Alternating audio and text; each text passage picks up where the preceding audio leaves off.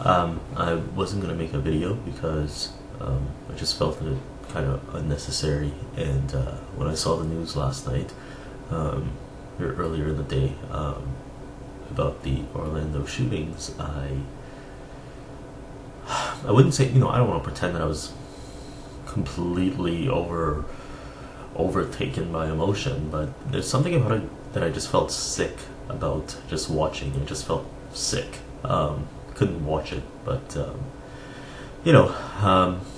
later on I ended up reading the story and hearing about it, etc., etc. And it's pretty horrible. It's pretty damn horrible, considering it's, and not one of those people to always say, and considering it's Pride Month, etc., because it doesn't make it any less horrible or any more horrible. It's just, it happened, and that was kind of nutty, and it happened south of the border, so not even in the country, but I still felt the sick feeling watching it. So of course, the internet is alive, and I got phone calls from my friends, etc., who talked about the real problem, and the real problem, as they would say, is access to guns. I have a feeling what they're doing, though, is that I think maybe some people are trying to think very practically, and guns are hard metal objects that you can hold with your hand and move from one spot to the next. So they're kind of gravitating toward the solution of, moving guns away from the hands of people. It does have its merit. I'm not saying, access to guns, isn't the, it's not the only reason. It's a part of the reason that, the killings happened, because they used guns to shoot people, etc., etc.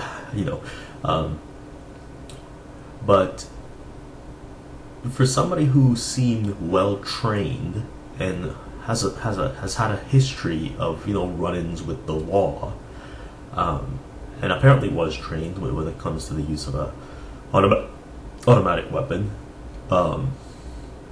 you'd think if there were stricter gun laws that would not have necessarily stopped him. Who are we fooling that we make a law banning guns and guns will disappear? It seems kind of dumb, right? I think what happened, considering that access to weapons played a role, obviously nobody's denying that. I think there's a mentality in the shooter's head, in their mind, in their way of thinking, that played itself out as a murderous rampage. I don't see how any other reason could be the true reason. And this plays itself out like over and over again. Like, it wasn't just a homophobic killing, it was a killing inspired by religion.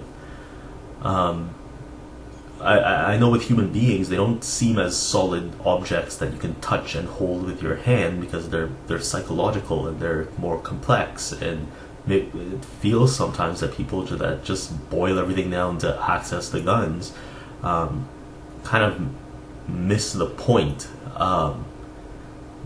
That killing was saying something to the world. It was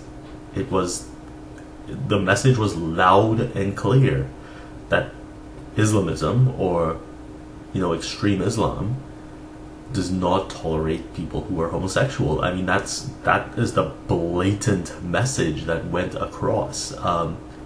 But for a lot of people, and I don't know if they're doing this on purpose, or they just can't see, but they just can't see that. For some reason, it's like there's like a blind spot where the human being exists. So guns killed a bunch of people, so the solution is to get rid of guns. And that's how they see that incident. No, nothing else. That's it. So, I don't know. I just can't see how people can think that way. It didn't make any sense. But anyway, that's about it. Bye.